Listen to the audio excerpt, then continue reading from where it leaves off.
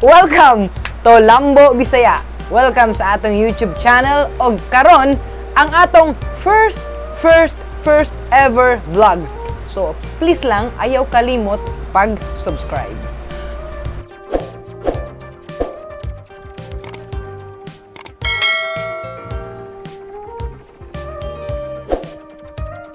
Ug karon sa atong pinakauna nga vlog, ang atong hisgutan ay kung unsa ang 8 ka mga tricks para ta dali makaipon. Kay sa mga panahon karon, tanan tao ga problema sa kwarta. Ngano? Naay kwarta, igo ra, dili na maipon, dili na makalahi og pang-ipon. So, kung magtan-aw ka ni ani ug makabaluta sa 8 ka tricks kung unsaon pag-ipon, mas makalamang ta sa uban. Kaya dali ta makapag-ipon. Number 1. Ayaw pagpadala sa imuhang gibati kung ikaw magpalit og usa ka butang. Kailaba mo ni 30-day rule? Unsa man ang 30-day rule? Pasabot kung naa kay paliton nga usa ka butang, hulaton sa nimo ang 30 ka adlaw bag-o nimo paliton. Ngano man, unsa may gamit ani, unsa may epekto ani nganong kinahanglan man nato sundon ang 30-day rule. Tungod kay para malikayan nato ang ginatawag nga impulse buying. Unsa nang impulse buying? Mao na siya ang pagpalit og dinalian. Kana bitong pagkita nimo, halagi ganahan ka, paliton dayon nimo. Kay mura kag nakuratan ba, gusto dayon nimo siya paliton. Mao nang kinahanglan palabyon sa nimo ang 30 ka adlaw para after o paghuman sa 30 ka adlaw, ang posible ana nga mahitabo either dili na kaganahan pag kita nimo balik, di na maday ko ganahan. So dili na nimo siya mapalit. Or kung ganahan pa man gani ka, at least medyo barato na siya kay nilabay na ang 30 ka adlaw. Wala na siya kayo sa uso pero wala pud siya naiwit sa uso. Mao na ang 30-day rule.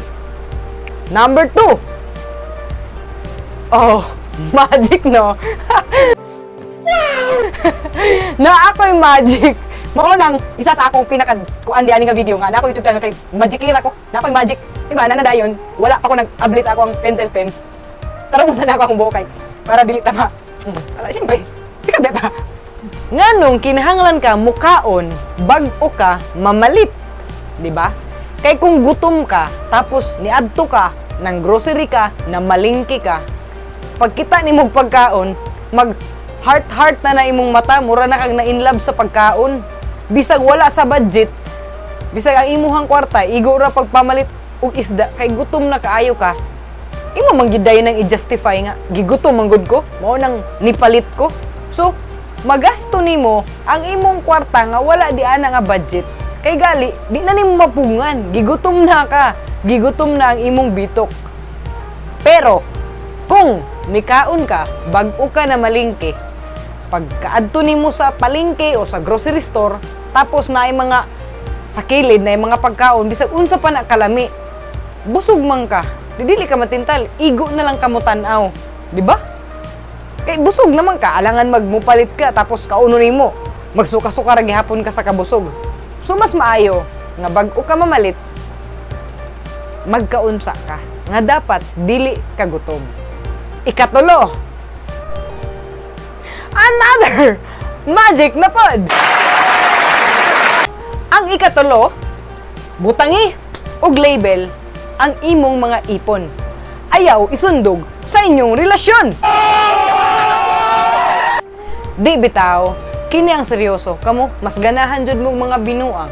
Pero seryoso na ta. Nganong kinahanglan man nga butangan og label ang imong mga ipon.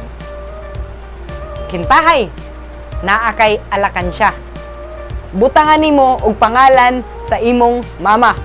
Halimbawa, alakansya nimo para kang Nanay Miring. Ang isa nimo ka alakansya para kang Bongbong, or para sa imuhang anak kung naa kay anak, o para sa imuhang igsuon. Kanang mga importante nga tao sa imo. ug ang ikatulo para sa BTS nga concert. Kay ngano daw nga kinahanglan nimong butangan og label ang imong ipon. Kay para pag hapit na ka matintal nga kawatan ang imong ipon, pag tan-aw nimo na ipangalan sa imuhang mama, syaro di ka makonsensya. Magduha-duha ka. Kung kuhaon ko ni, para man ikang mama. Kung kuhaon ko ni, para man ni sa akong anak. Di dahi ka na makonsensya di ay. Di ba? At least, na ay 50% sa imong heart, sa imong kasing-kasing nga. Kakuhaon, dili. Kakuhaon, dili. Posible nga ang mudaog di ana is, ay, dili na lang. So, importante nga magbutang ka og label sa imong mga ipon. Ikaupat! Cheng, cheng! Cha-cheng!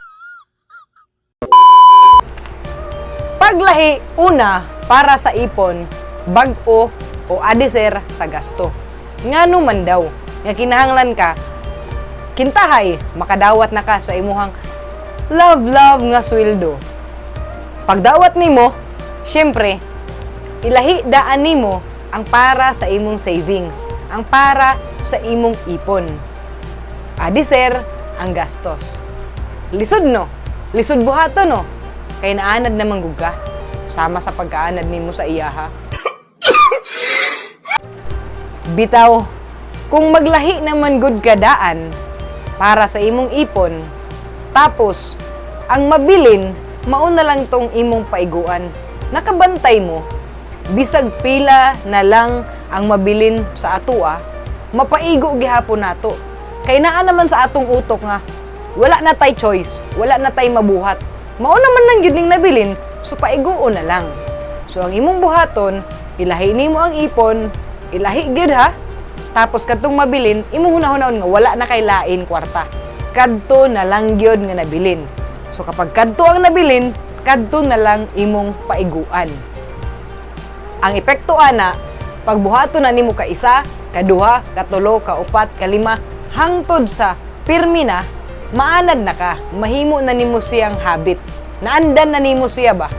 So dili na ka makabantay, mulabay ang mga adlaw, mga bulan, daghan na day ka og ipon. Ingon na ka importante, ang unahon paglahi ang ipon, bag-o ang gastos. Ikalima. Tanawa, magic no. Pati ang kini nabalhin ni ana ra gani ko. Bitaw, ikalima, likay ang mga advertise o sa ato pang mga Bisaya, patalastas, di ba? Kabalo mo, unsay tumong ug tinguha anang mga advertisement, anang mga patalastas sa TV, sa Facebook, sa bisag unsa nga mga platform, no? Sa bisag asa nga makakita ka nga nay advertise, kabalo mo sa ilahang tumong ug tinguha. Ang gusto nila nga masigi nimo sila kakit-an. Pag sige nimo sila makit-an, di nimo sila malimtan. Ug kung dili nimo sila malimtan, pabalik-balik nga makit-an nimo, pabalik-balik sa imong mga mata, pabalik-balik sa imong huna-huna, hantod sa matintal ka, ma-fall na gyud ka. No! God, please, no! Kapag dili na nimo malimtan, pag makit-an nimo, gusto na nimo siya paliton.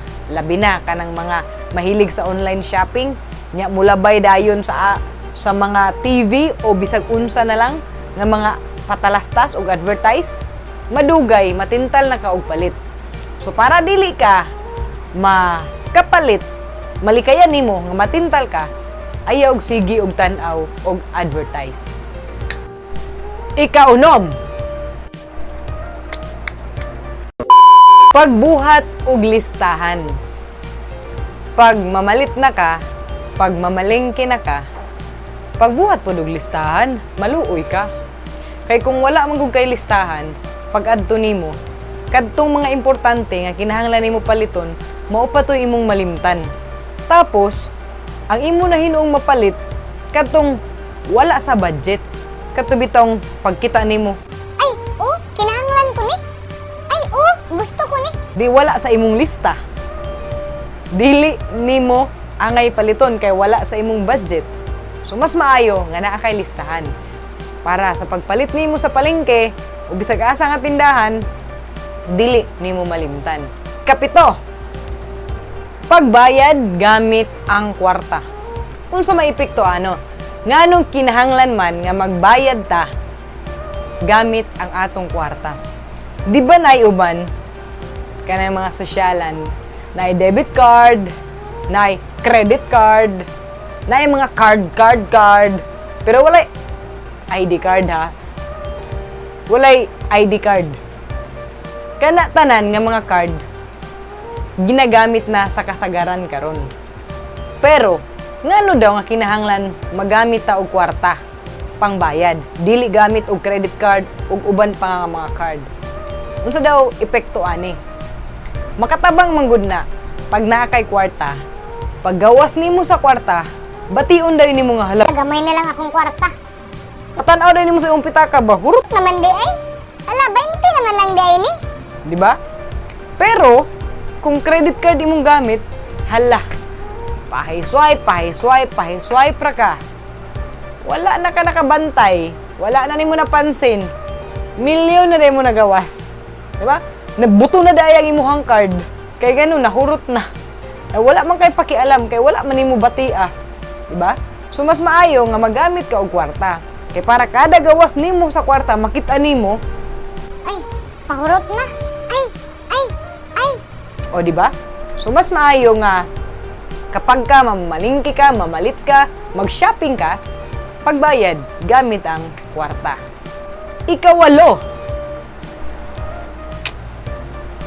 Ikawalo ug ulahi nga trick para dali ka makaipon. I-track ang imong kwarta. Unsay pasabot? Isa kay sasakyanan, isa kay sa truck. Dili. Kinahanglan nga imuhang tan-awon, imuhang i-monitor, imuhang bantayan unsay dagan sa imong kwarta. Asa ni padulong, asa gigamit, asa gibutang. Ingon ana ba? Sumao to para mabantayan nimo kung asa padulong imong kwarta, kung sa gastos ba o sa ipon. Hintahay, itong niaging bulan, ang imong ipon na kay 500,000. Nunya karon sunod bulan, 50 na lang imong nahimong ipon. Meaning, mapansin nimo nga, mas tipid kay di atong niaging bulan kaysa karon nga bulan. So, pag sa paagi nga ingon ana, sa sunod bulan, imo nang utrohon. Moingon na ka nga, Ay, balik ko na ako tong niaging bulan nga dako kaayo akong naipon. kay basin ba, o kung dili nimo bantayan, wala na ka nakabalo nga wala day kay ipon karon nga bulan. Kay wala man ka nagbantay, wala man nimo gitrack ang imuhang kwarta. So kinahanglan i-track nimo. Ayaw pagka marupok sa gastos. Marupok ra ba ka? Gastador ba ka? Marupok na gali ka sa iya? Marupok pa jud ka sa kwarta? Dili na pwede. Dili. So kay nahuman naman nato og hisgot ang 8 ka mga psychological trick para dali makaipon. Ayaw pud kalimti. I-subscribe ang akong YouTube channel. Kay diri nimo permi mahinumduman nga kung Bisaya ka, ang ako ika-istorya sa imuha, Lambo Bisaya.